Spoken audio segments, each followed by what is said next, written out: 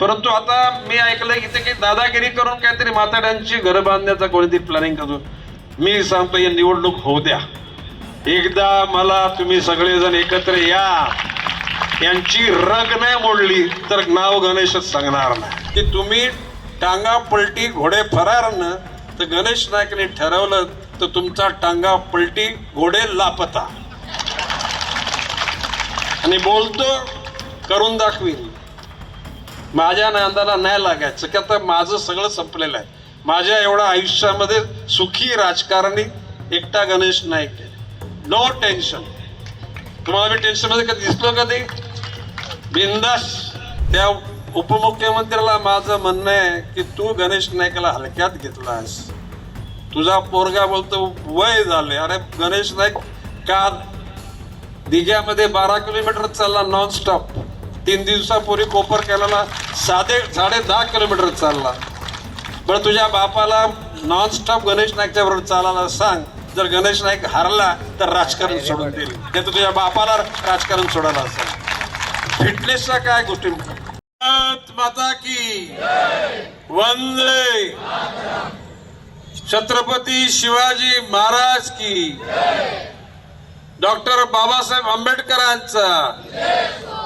नवी मुंबई महानगरपालिका सार्वत्रिक निवडणूक 2026 प्रभाग क्रमांक 9. भारतीय जनता पक्षाचे अधिकृत उमेदवार श्री कृष्णा बापू पाटील, श्रीमती निर्मला प्रमोद पाटील, श्रीमती योजना प्रमोद कदम, श्री राजू थोरात यांना आवाहन करण्याकरता उपस्थित असलेले या शहराचे माजी महापौर सागर नाईक, माजी नगरसेविका उषा पाटील, माजी परिवहन सभापती मोहन म्हात्रे, उद्योगपती किसन शेठ उंडे, उद्योगपती प्रमोद कदम, सौ प्रेरणा चौगुले, श्री सूर्यकांत वाघमारे, सौ वैशाली वाघमारे, सौ आशा शेखदार, सौ मिनल मापनकर, श्री प्रमोद सालुंके, श्री सुधाकर पवार, श्री अशोक जाधव, श्री विजय पाटील, श्री शंकर सालुंके, श्री योगेश पाटील, श्री चेतन पाटील, श्री सिद्धार्थ पाटील, सौ उषा तांबडे, सौ आशा पाटील, श्री अंकुश नाईक, श्री श्याम सराफ, श्री अजय पाटील, उपस्थित सर्व ज्येष्ठ श्रेष्ठ नागरिक बंधू भगिनींनो. खरं म्हणजे या चारही उमेदवारांनी आपल्या समोर आपली मतं मांडली, आपली मनं मांडली. एक गोष्ट खरी आहे की पूर्वी ही ठाणे बेलापूर पट्टी ही ग्रामपंचायतीने सजलेली होती. त्यावेळेला सिडको आली 70 साली, MIDC आली 63च्या कालखंडात. बघता बघता या पट्टीमध्ये नागरिक वस्ती वाढत गेली आणि भारतामध्ये नगरपालिका किंवा महानगरपालिका जी निर्माण झाली एकमेव ग्रामपंचायतीमधून, तिचं नाव आहे नवी मुंबई महापालिका. 1992 साली महापालिका स्थापन झाली. 1995ला सार्वत्रिक निवडणुका झाल्या. त्या कालखंडामध्ये मी शिवसेनेत होतो. बाळासाहेब ठाकरेंनी संपूर्ण जबाबदारी माझ्याकडे दिली होती आणि त्यावेळेला 57 पैकी 34 नगरसेवक निवडून संजू नाईक हे या शहराचे पहिले महापौर झाले. दुसरे महापौर सुषमा दंडे, तिसऱ्या महापौर विजया म्हात्रे, चौथे महापौर चंदू राणे आणि 5वे महापौर तुकाराम नाईक. हा शिवसेनेचा 5 वर्षाचा कालखंड संपला आणि शिवसेनेमधून आम्हाला जाण्याची परिस्थिती निर्माण झाली आणि आम्ही शरदचंद्र पवार साहेबांच्या नेतृत्वाखाली राष्ट्रवादी काँग्रेसमध्ये कार्यरत झालो. 2000 साली माझ्या नेतृत्वाखाली राष्ट्रवादी काँग्रेसचं संपूर्ण बहुमत मिळालं. त्यावेळी पुन्हा संजू नाईक 5 वर्ष महापौर झाले. 2005 ला पुन्हा राष्ट्रवादीचं सरकार आलं म्हणजे महापालिकेवर. त्यावेळेला मनीषा भोईर, अंजली भोईर या 2 भोईर नावाच्या महिलांना महापौर पदाचा सन्मान मिळाला. त्याच्यानंतर 10 ते 15 सागर नाईकनी 5 वर्ष बॅटिंग केली.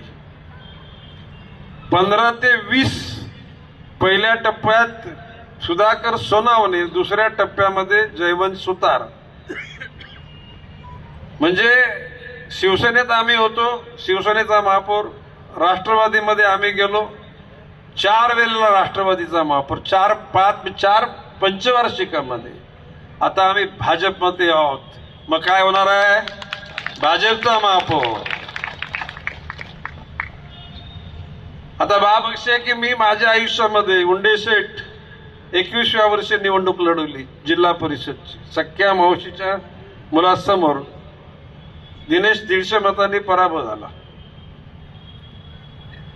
त्याच्यानंतर 27व्या वर्षी ज्यावेळेला जनता पक्ष स्थापन झाला, जयप्रकाश नारायणच्या नेतृत्वाखाली देशामध्ये जी क्रांती झाली, विद्यार्थी चळवळ गुजरातमधून सुरू झाली, बिहारमध्ये त्याची समाप्ती झाली.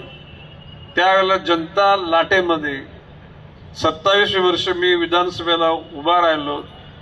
13,000 मताने मी पराभूत झालो. तिसऱ्यांदा 1985 साली 35 वर्षाचा असताना मी विधानसभा लढलो. त्यावेळेला भाईंदरला मुसलमानांच्या ख्रिश्चनांची वस्ती होती, मुंबऱ्याला मुसलमानांची वस्ती. त्यावेळेला तिकडचा जो लीड वाढला होता तो तोडता दिवाला गाव आलं आणि 1800 मतांनी माझा पुन्हा पराभव झाला. बाकी 1990 ला त्यावेळेला भाईंदरच्या मुंबऱ्याच्या लोकांना गणेश नाईक नावाचा एक तरुण चळवळ निर्माण करणारा म्हणून ओळख झाली आणि 1990 ला मी 30,000 मतांनी आमदार झालो. त्यावेळेला भुजबळ साहेबांनी बंड केलं आणि शिवसेना अल्पमतात आली आणि मनोहर जोशीचं विरोधी पक्ष नेतेपद गेलं. मग त्याला बाळासाहेब ठाकरेंनी मला बोलवलं, मला सांगितलं गणेश आता जबाबदारी तू घे. मी त्यांना सांगितलं की माझ्यापेक्षा सिनियर लोक आहेत. त्याला सुभाष देसाई त्याला नव्हते, तर त्यांना ते एका कायद्याद्वारे त्यांचं सदस्यत्व रद्द झालं होतं. पण दत्ता नावडे, लीलाधर डाके नाव ऐकलं तर तुम्ही लोकांनी.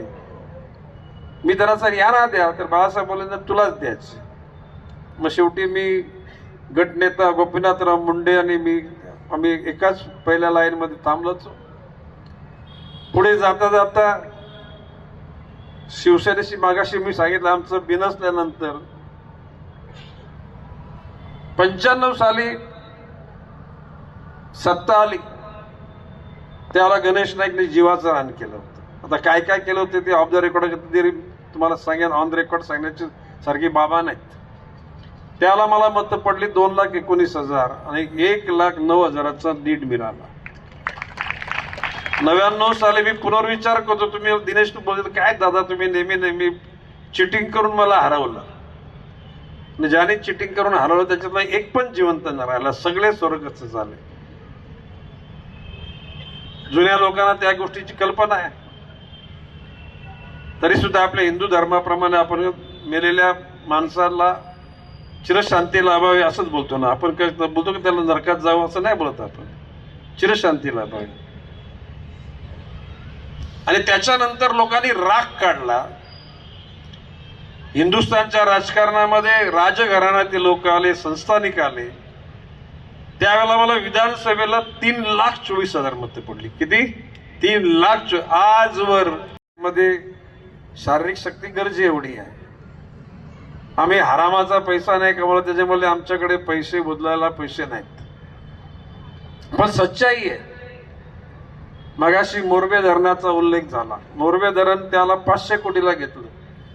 50 कोटी रुपये दर वर्षाला देण्याचं आर पाटलांना त्याला आम्ही साकडं घातलं आणि ते धरण मिळालं, MMRDचं कर्ज घेऊन ते कर्ज फेडलं.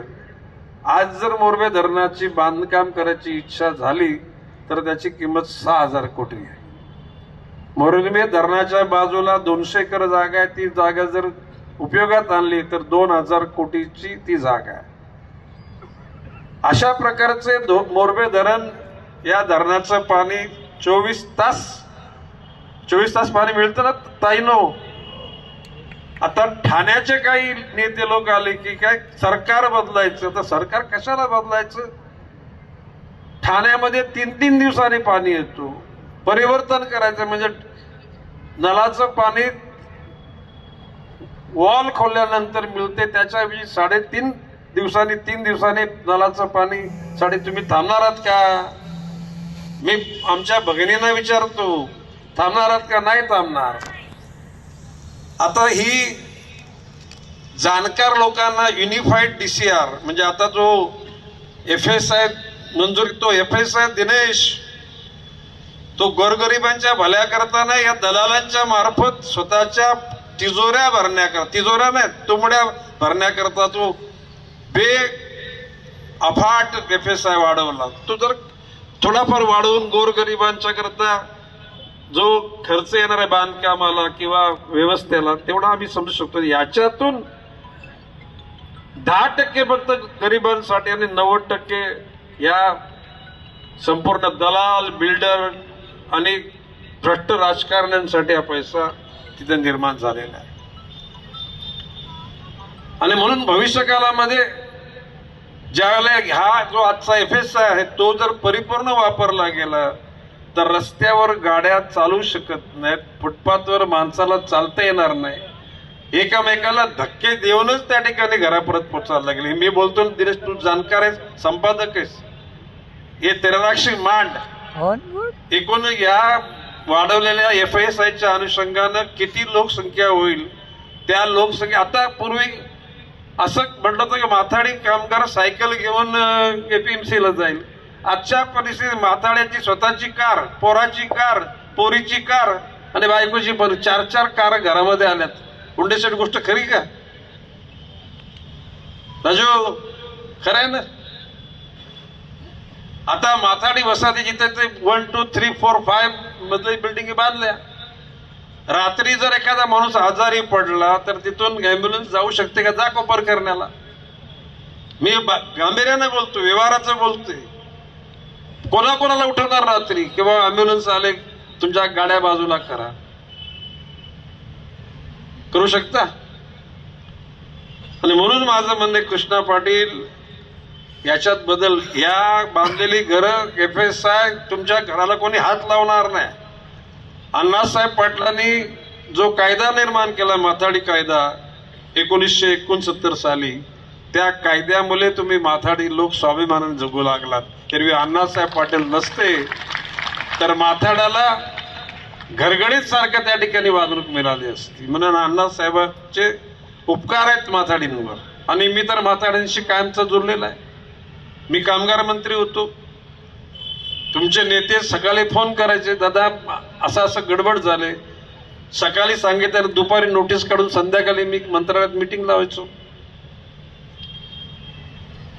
कांदा बटाटा मार्केटमधले व्यापारी माथाडी आमच्यावर प्रेम करतात.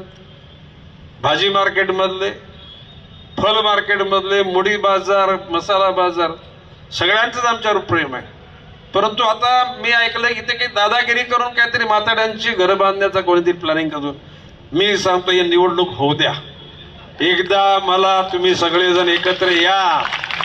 यांची रग नाही मोडली तर नाव गणेशच सांगणार नाही. रग मोडून टाकू. मगाशी काय बोलले? गुंडे. माझ्या आयुष्यामध्ये 16 वर्षापासून हे गुंडे आणि गणेश नाईकला गुंडे पुंडे कसे सन्मानित करतात त्याची एक हिस्ट्री सांगेन मी. म्हणजे आपला दरारा त्यांच्याकडे आहे. आणि म्हणून इथे गुंडागर्दी कोणी करण्याचा प्रयत्न केला तर मी पोलिसांना, इथल्या लोकल पोलिसांना सांगतो, त्यांना समज द्या. कोणी जर त्या ठिकाणी दमदाटी करत असेल एक अर्ज पाठवा, एक अर्जाची कॉपी मला पाठवा. दुसऱ्या दिवसापासून यांचा बंदोबस्त करतो. कोणाचे किती बॉस असतील ना, काय बॉन्सर का, असे 100 बॉन्सर घेऊन या रे. आम्ही असे लय बॉन्सर बघितलेत.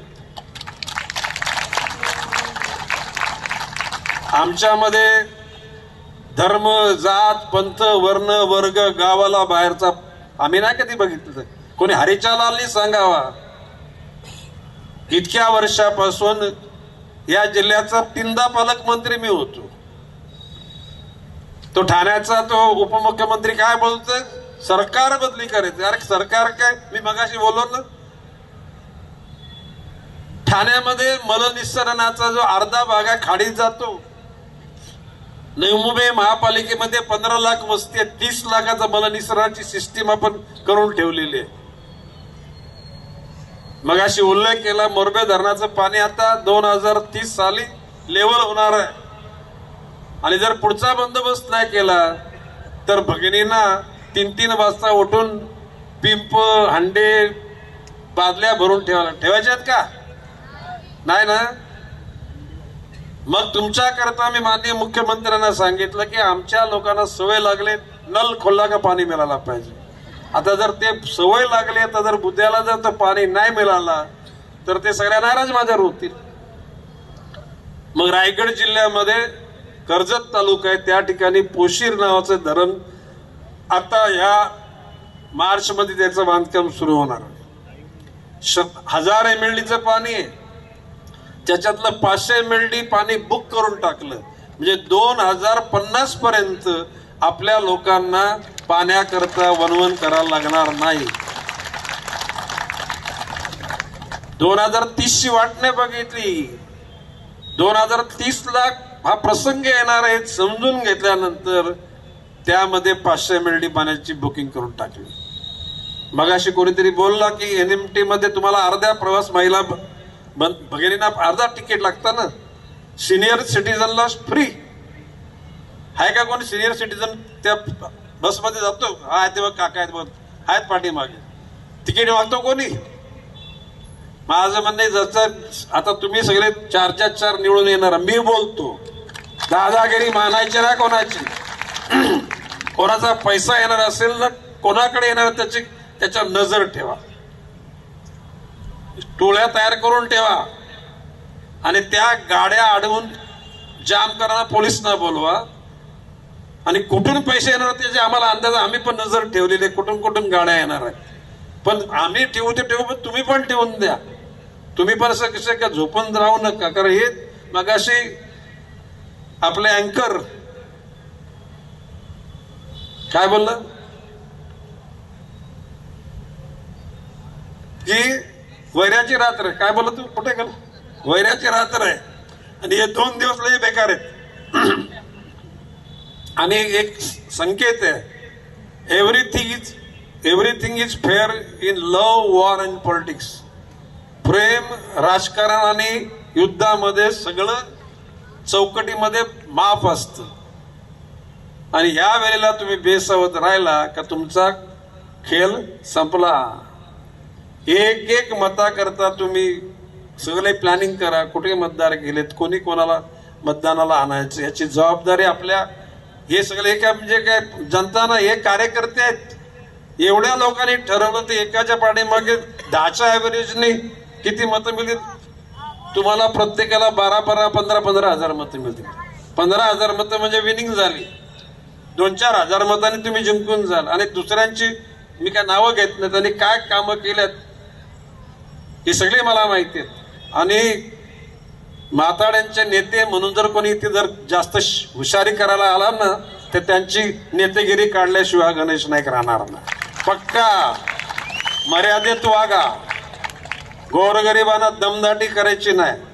जनतेला अपील करा, जनतेला तुमचं म्हणणं पटलं, जनतेने तुम्हाला मतं दिली, निवडून आला, नो ऑब्जेक्शन. परंतु गुंडागर्दी करण्याचा प्रयत्न केला, फक्त एक अर्ज करायचा ऑनलाईन, त्याची copy CP, DCP, crime branch आणि एक कॉपी मला पाठवा.